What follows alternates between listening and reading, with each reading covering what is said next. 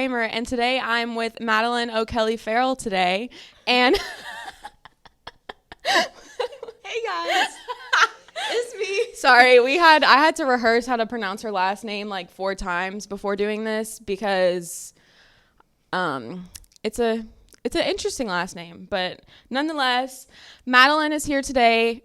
Would you like to introduce yourself? Yes. Okay, so my name is Madeline O'Kelly Farrell.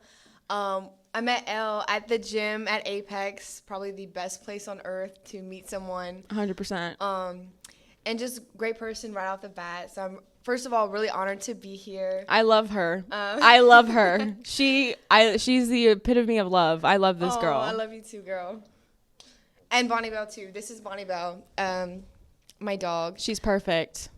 But I am 21 years old, and I'm a personal trainer at Apex Training Gym and a bikini bodybuilder. I have an extreme love for fitness and helping other people discover fitness and just feel the best in their body. Okay, so starting off with the definition of body dysmorphia, just to give y'all like a little rundown. Body dysmorphia is an anxiety condition where one has a complete fixation on their subjective flaws. Importance cannot be overstressed, and actually that doesn't make sense. Importance cannot be overstressed. What does that even mean? But basically, like, body dysmorphia is like a hallucination from your mind. I feel like. When did you first start experiencing it? I feel like, honestly, like, probably middle school, honestly, like even before I got into like bodybuilding and stuff, because people like to say like, oh, bodybuilders have body dysmorphia, but it definitely started like before that. Yeah, I remember like people would, I feel like it's kind of starts when people like make comments about your body. That's exactly how it started for me too. Yeah. Like my dad would always say like, oh, like you're so tiny, you're so thin, and he would kind of compare me to my older sister, like, and tell my older sister that like, oh, you need to look thin like Madeline. Yeah. But then I always remember like in middle school, people would be like, oh, you have a flat ass, you're flat. People told, why did we have the same? I got called pancake. Yeah, like pancake, flat ass, and now I'm like, yeah, look at me now. Yeah. But anyway, like I'm like, I got a booty now, but then that kind of like the whole thing, the body dysmorphia. Like one day you wake up and you look at yourself and you're like, oh wow, I look good. And then the next day you're like, oh my God, I look like crap. Like I look horrible. I hate myself, hate my body. Like I need to fix my whole self. But honestly, I would say middle school. Yeah. And I would just remember like doing like ab workouts in my room and like always trying to like diet, I would say. But I mean, I was always health conscious. But I feel like at that young age, like you dieting, shouldn't care that much. No. You know, like you should be health conscious, but like I'm talking, I would never eat school lunch. I'd bring like a bag of almonds and I'd keep it in my backpack, and that's all I would eat throughout the whole entire day. Oh. And like a thing of Gatorade. That makes me like that actually was middle sad. school for me. That makes me really sad because that is like so many middle school girls and boys experiences today. Like not only going into the women's health crisis, but like there is a men's mental health crisis as well. Like muscle dysmorphia, like men who, especially bodybuilders, people big into the fitness community, people who are just even starting out in the fitness community. Like once you start working out and you see like changes in your body, your brain can't comprehend the recomposition and the muscles that you build or the fat that you lose or just like whatever's happening. Like the mirror isn't comprehending what you're seeing, and it's like almost like you can't keep up. Like the brain is not keeping up with what's going on, and so in result that like creates this hallucination that you think that your body is like constantly changing. And I honestly feel like in every single mirror I look in, I see a different person. Yeah. Like even in my face, like it's not just like my body. I'm like, I look in the mirror in a like a different mirror, and I know that like every mirror is going to be different because like the lighting and all that stuff, but like the persona of who I am in the mirror shouldn't change. Like I just feel like it doesn't matter. Like it just, I don't know. Does that make sense? I get that. Because, like, sometimes I'll look in the mirror. I'm like, man, I look good. And then someone will take a picture of me and I'll look at it. I'm like, okay. I hate that. But then this is the twist. I look at the picture and I'm like, man, I hate this picture. You know, I look big. I look fat. Like, it's bad to say that I say those things about myself because someone can look at me and they're like, oh, man, you look fit. You look good. But, like, I'll look at a picture someone takes of me. I'm like, man, I look fat. But then fast forward a week, I look back at the picture. I'm like, why did I say that? Yeah. I look good. You look amazing. Exactly. And I'll look back at the picture. I'm like, why was I beating myself up about this? Because I actually look good. I'm just really, really freaking hard on myself. And I always realize that, like, after the fact. Like, a couple days after the fact. I'll look back at my camera and be like, damn. Yeah. Like, for me, I feel like my experiences with body dysmorphia started whenever I became, like, self-aware, I guess. Yeah. Yeah, like, whenever... Like puberty, honestly. Yeah, like, honestly, I was, like, I've touched upon this in the podcast that I was an early developer. Like, I was one of the girls who had puberty, like, early on. So boys were looking at me and, like, talking about me. And so, obviously, like, they're like, oh, she's bigger than all the other girls. Like, you know, just stuff like that boys say that's stupid. And, like, that sticks with you. So, from that point on, I was, like, always noticed that I was not, like, a stick like these other girls. And I was like, oh, my gosh, like, I hate being looked at like this. Like, why is everyone looking at me? And and that was, like, kind of what almost I feel like got me into the gym. Like, I started going to the gym, like, way earlier than 8th grade, but, like, I didn't really know what I was doing until... How old were you? Probably, like, because there's, like, a kids gym in the gym Reds that I go to. And so I would go there and, like, mess around. Like, they'd have, like, little circuit training for the kids, like, the 8 to 11-year-olds where they just, like, let you, like... The people, like, just go in there. Yeah, the people, like, the coaches or the workers, like, watch you and, like, make sure you're, like, doing it. They don't pull anything or whatever. Yeah. But it was just a very weird time growing up because I just felt so, like, I was living my life to shrink my body to fit other people's standards of me and, like, to fit other people's of what society thought I should be. Yeah. Like, even looking at social media and, like, seeing all of these, like, really skinny girls. Like, I had, like, Instagram in, like, 4th grade. Oh, my gosh. That's way too young. Yeah. That's way too young. No, I had, like, a phone in, like, 4th grade, and it wasn't because, like, everything happens for a reason. Like, I definitely don't think I will give my kids a phone. I had a flip phone in 5th grade that I shared with my 3 siblings. Yeah, like, that's probably better, but in result of that, I was actually, like, cyberbullied in 4th grade. Oh my god. And, like, that was, like, a huge thing that felt like the end of the world for me. And I was like, this is crazy. Like, there was, like, a whole Instagram account, like, made about me.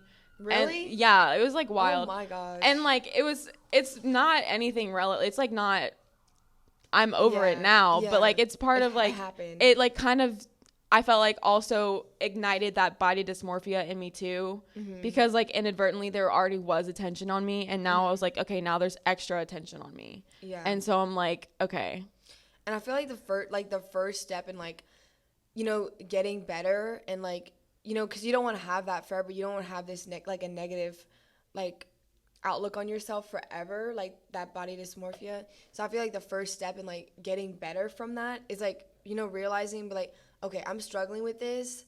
How do I become better? You know, that's, like, the first step. Honestly, in everything, like, in, you know, fixing your diet, fixing your training, fixing your mental health. It's like, okay. It's all correlated. Yeah, I have this. This is what I'm struggling with. This is when I struggle with it. Like, these are triggers for me. And once you realize that, that's kind of how you can start getting better. And that's what I've been doing, you know, for myself. Yeah, and, like, realizing what triggers me. I feel like body dysmorphia has such, like, a trigger, like, a triggering taboo vibe around it, but it shouldn't be, because, like, I feel like people who have body dysmorphia, they're like, oh, it's just you're just being vain. Like, stop being vain. Stop caring about what everyone thinks of you. And, like, it's not like, you think I want to be looking at myself in the mirror and hating and, like, picking apart, like, every single cellulite and, like, fat roll that I have. Like, no, I don't want to do that. That's just, like, my body can't keep up with all of the changes that's happening. And like, that's not my fault. It's just psychologically, we have to learn how to rewire our brain in order to fix that. And like, that's not to say I've healed from this, because I still struggle severely with it. But like, it's like an anxiety induced neurosis, basically. Yeah. And I don't think that there's enough conversation about it, because there's so many people who struggle with this silently, or who might not even know that they're struggling with it. Yeah. Oh my gosh, you just farted. Dude, what I swear that wasn't me. Bonnie Bell. So there's also such a strong correlation between anorexia and like body dysmorphia. I feel like any eating disorder, honestly. Yeah, or even just like disordered eating in general, because I feel like I've never been one to like throw up, like make myself throw up or anything. But I know like a lot of girls, I know guys, some guys too who have. And like my issue was always like, I would either work out too much and then restrict myself.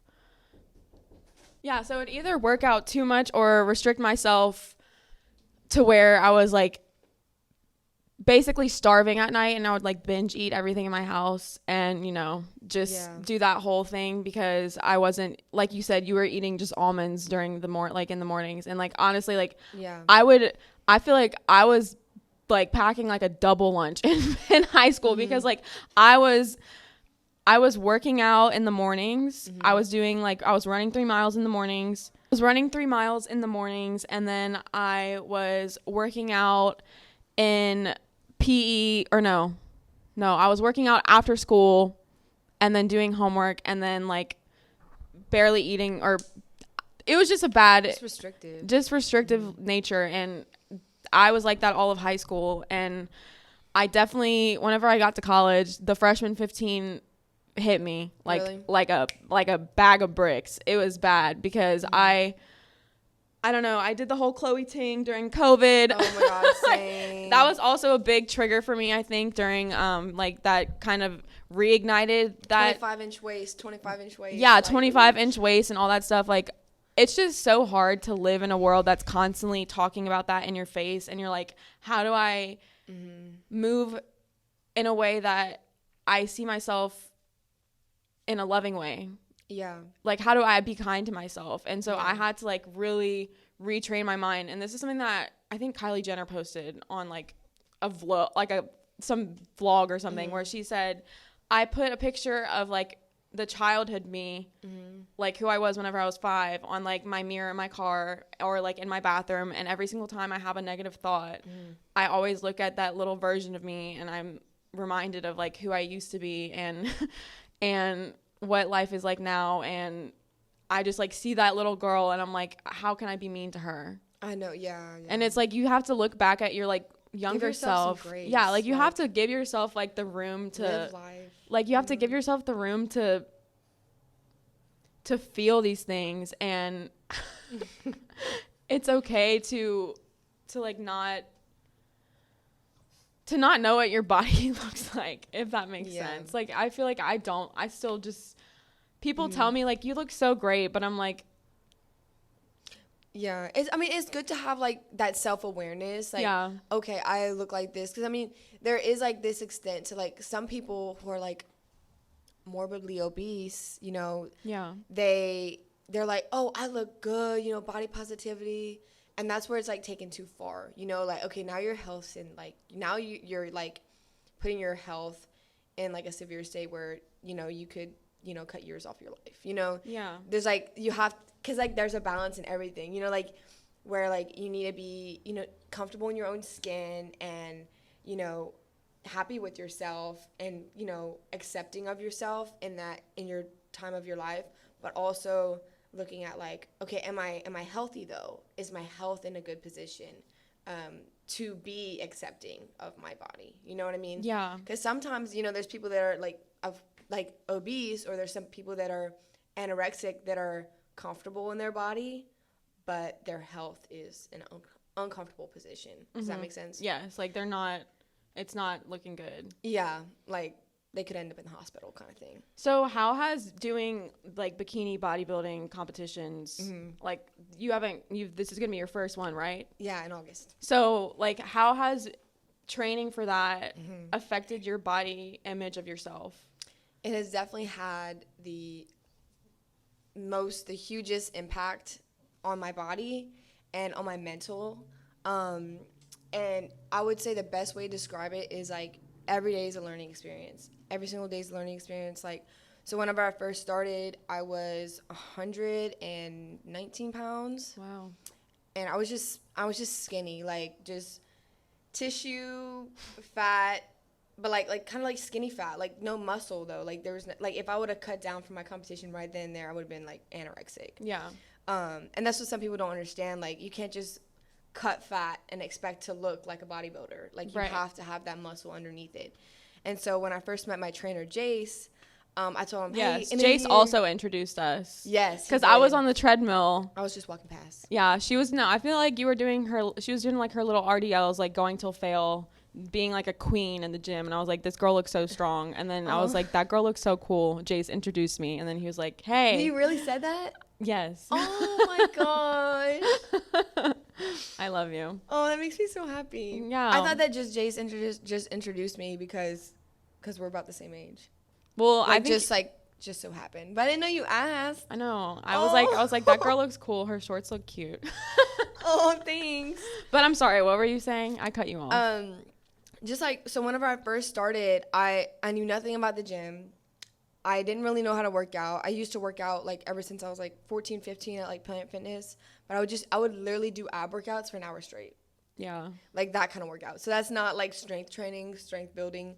But Jace literally led the way in like nutrition. Like, hey, you can enjoy food, like have your free meals, but like also have some mental discipline and learn how to eat food that's going to fuel your progress and fuel your body and fuel your mind. And for the longest time in high school, I struggled with ADHD and not being able to focus. I would fail my test. And whenever I started like really cutting sugar out and really like focusing on my nutrition and having checking to see if this has sugar. Oh my gosh, no, just 3 grams. I see okay, good. Whenever I like actually started eating real foods that fueled my body, I didn't have problems with focus anymore. I was able to, like I was like in high school, I'm like, what's wrong with me? Like I always thought something was wrong with me.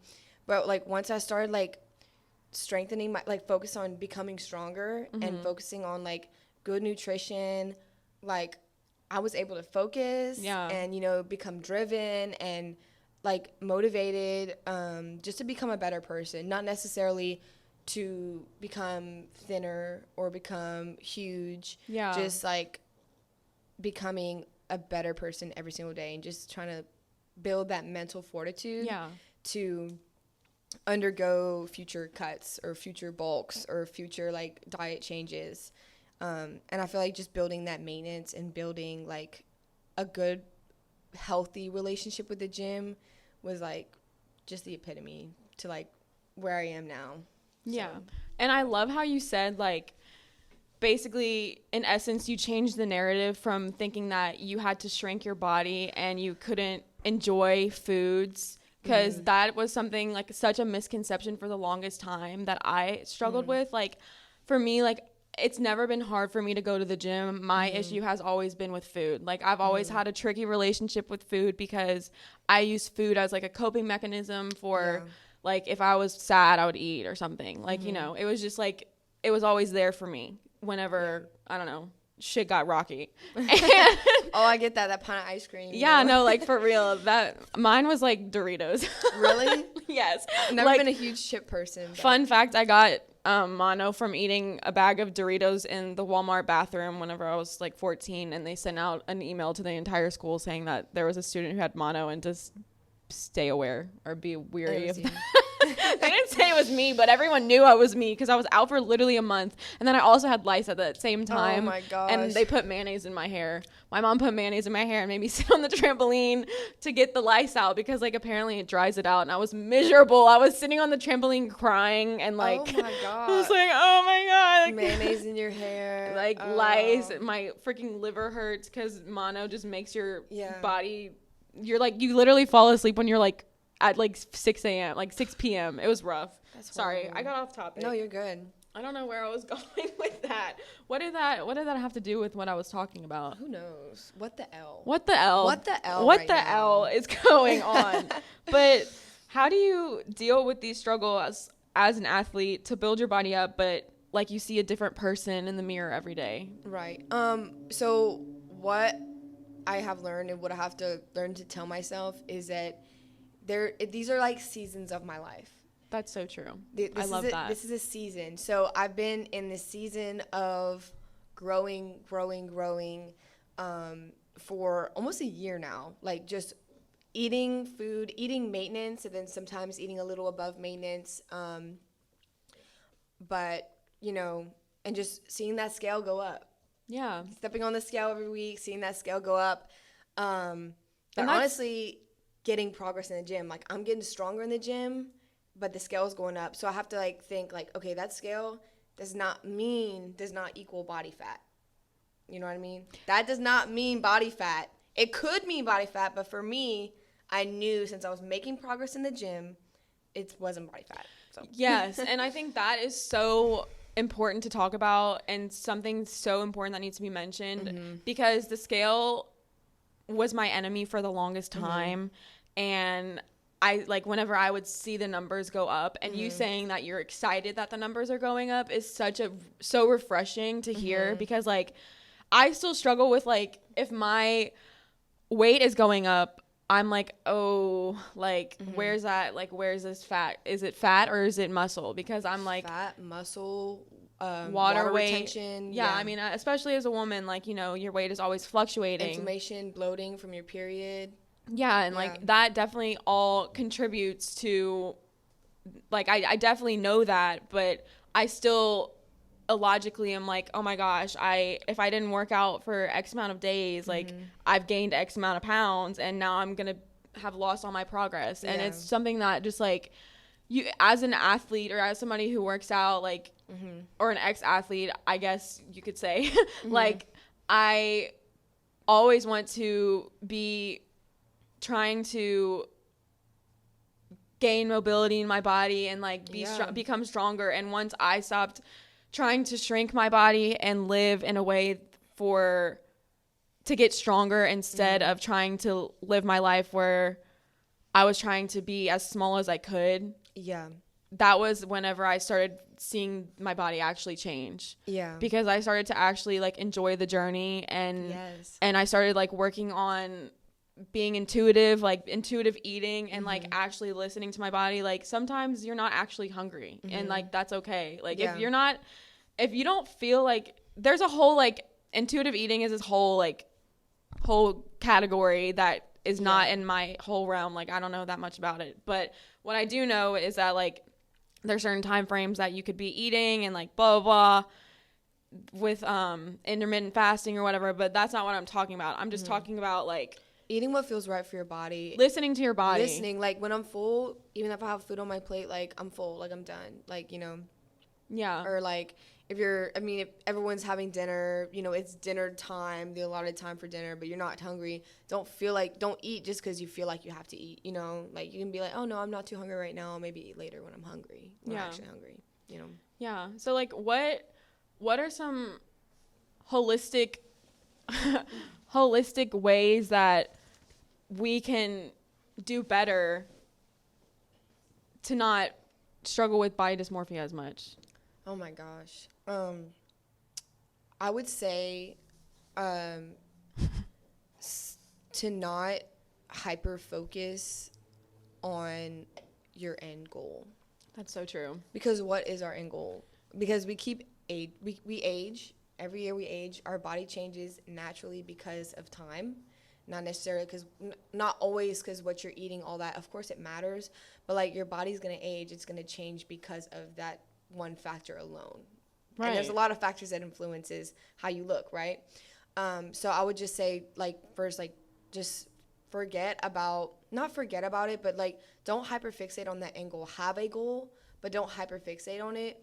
And like you said earlier, like, enjoy the process and focus on becoming healthier, you know, feel better, like, on these health, like, checkpoints. As a woman, am I having a healthy period? Am I not having a period? Like, focus on getting health markers back. Focus on, like, getting your period back or having a healthy period, not having crazy cramps or super heavy flows. Because, like, all those things is your body, like, giving you a sign, like, hey, I need something here, you know? Because that's not normal, right? Yeah. So I would definitely say, like, working on your health and becoming stronger, more like agile, mobile. Not like mobile, yeah, like able to move your body, able to do things. Yeah. Getting energy back. Like, how's your energy? How are you sleeping? How are you? Oh my God, so true. Yeah. How are you sleeping? How's your energy? How's your digestion? How's your period? How's your life? Like, are you happy? Like, focus on those things, and eventually, like, what you're doing every single day, aim for those goals. Aim for better sleep. Aim for better digestion. Like, oh, I'm going to eat this.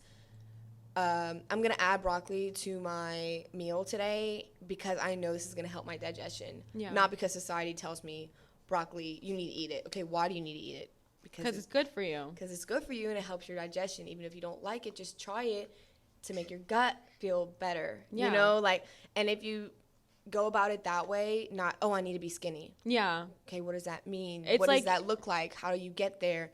You know, what does that look like for me? If you just look at your health markers and try to aim for those to become better, then I feel like the rest just comes. The rest will come, you know? And eventually, because you see people, like, going through a cutting phase. When someone is going through a cutting phase, they have already built a solid foundation physically and mentally to go through a fat loss phase. Does that make sense? Because if you just take someone right off the street, okay, we're going to put you in a fat loss phase, they're mentally not going to be able to handle it. Yeah. They have that attachment with food and they're not going to be able to handle it. So that's so important to build a foundation mentally and physically to go through a fat loss phase if that is your goal. You know, if that is your goal. Or go through any season of your life, to change a season of your life. Because our seasons of our life, you learn different things. Yeah. Just like being in a relationship is a season of your life.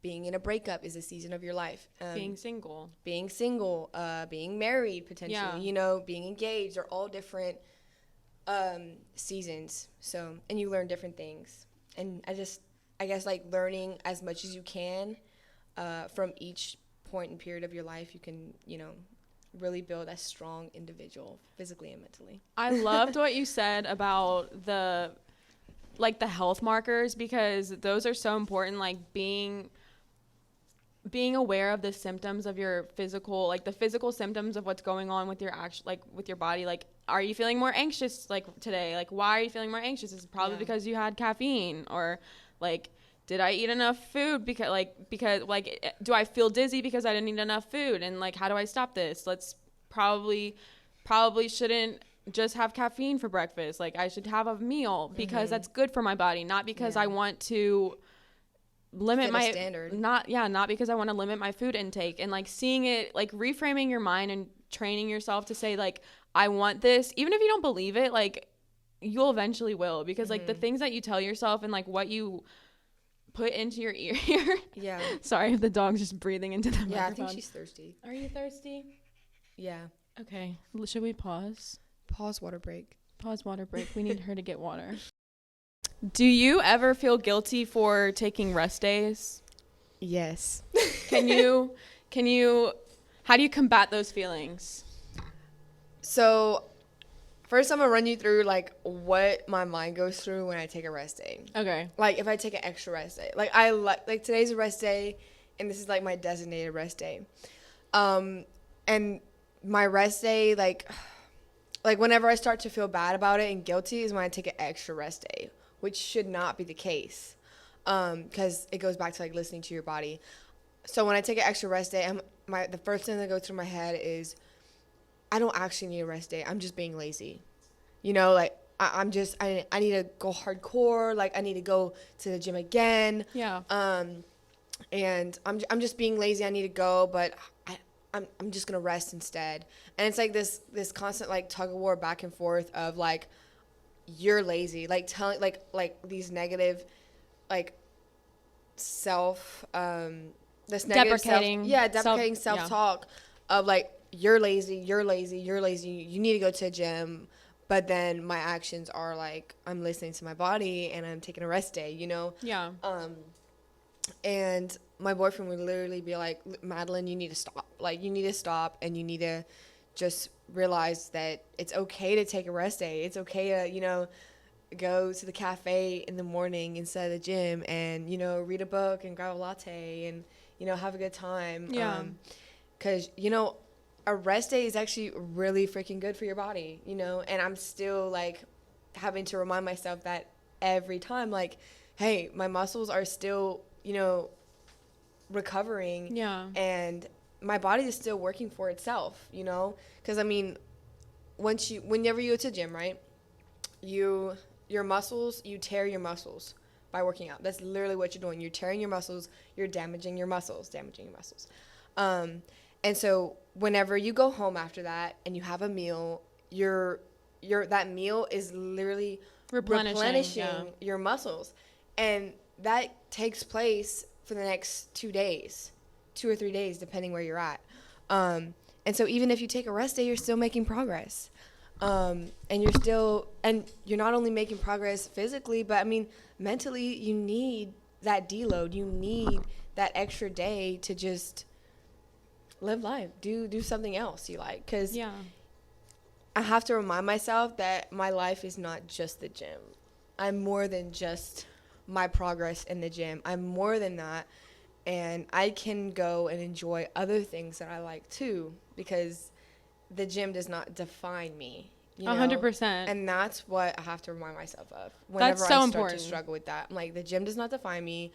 I'm more than my progress in the gym, and I am internally more than that, you know. And that's the most beautiful part about me is my heart and my soul, you know. Yeah. And I feel like once you can stop that, just like all of the things that we define ourselves with, like not even just the gym, but I love that you said don't let the gym define you, because like I feel like I'm guilty of that, and I definitely struggle with taking rest days, because like even if I do take a rest day, I'm still gonna like go on a walk or something. Like I still struggle with the guilt of a rest day. Like even like no physical activity is something that is like triggering to me, I guess. Like, absolutely. Because I'm like, I still feel like if I'm not like doing something, I'm gonna like lose everything. And that's like, I know that's like, I don't know if it's like a phobia or something that I have, but it's just like something that is hard for me to like, I mean, there's some times that I really will take a full rest day where I don't like do any sort of movement, but like even then it's like I'll do some sort of like mobility or like go on a walk with my dogs, because I'm kind of like, not that that's bad, but it's just like I'm scared to lose. The reason behind why you're doing it is not that great. The reason behind it is not good. And it's like I still struggle with like trying to reframe my mind, because like I still struggle with body dysmorphia, because I'm like, if I don't do X, Y, and Z on my rest day, then I'm gonna lose everything, and that's not true. It's not true. And the fact is that you know it's not true, but you still think that. Yeah, my body still starts taking literally like going on walks, because it's like, no, you can't sit down and do nothing for a whole day, because like you will lose everything that you've worked for. And that's literally so not true, because I was literally sick. I was out for like a week because I couldn't go to the gym. I was dying, and not actually, but like basically like the plague hit me or something. What the hell? And I came back and I was like, why do I literally look even better than I did like 7 days ago? That's the magic of a deload and giving your body rest and recovery sometimes you'll come back looking better. Yeah, I was like, why do I look like a Snatch legend right now? Like, what is going on? And I was like blown away. And I was just like, that is literally just goes to show that your body dysmorphia is literally lying to you. Recovery is important. Taking breaks is important. And most importantly, being kind to yourself is most important, because like, although we'd still struggle with this as, you know, becoming adults. Yeah. Within a society of like just negative around body image, it's hard to build yourself up in a way that you can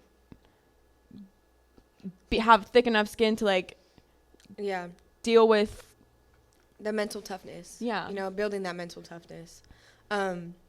You mentioned okay, so back to like body dysmorphia, you're stressing yourself out, right? And that anxiety and stress, that affects your body and the way your body reacts to different things in your life. So if you're super stressed and you're not getting enough sleep, your body's literally going to retain, you're going to have more inflammation. Surprisingly, it affects all of your hormones. Yeah. And all of your hormones affect everything in your body, all the functions in your body.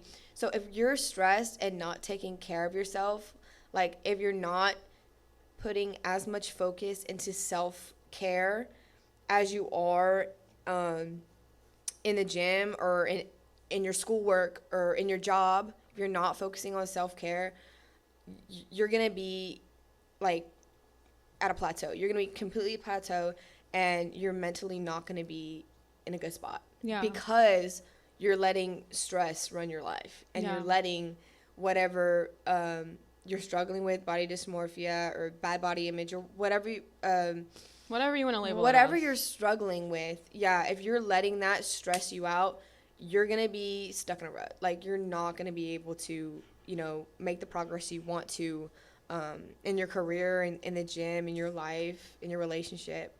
So take care of your mental health. Like, take a relaxing walk, take a relaxing bath, you know, go get your nails done, you know, go get a facial, go grab a coffee or go to the park. Like, taking care of your mental and your stress and not letting like stress run your life is going to do like more wonders than you think. Yeah. Because stress will tear you down. It really will. Like, you think in your mind it will, but it's going to literally, it has physical effects on your body. That's so true. Yeah. I feel like this was a really good conversation that eased my mind a lot. Do you have anything else you want to say? No.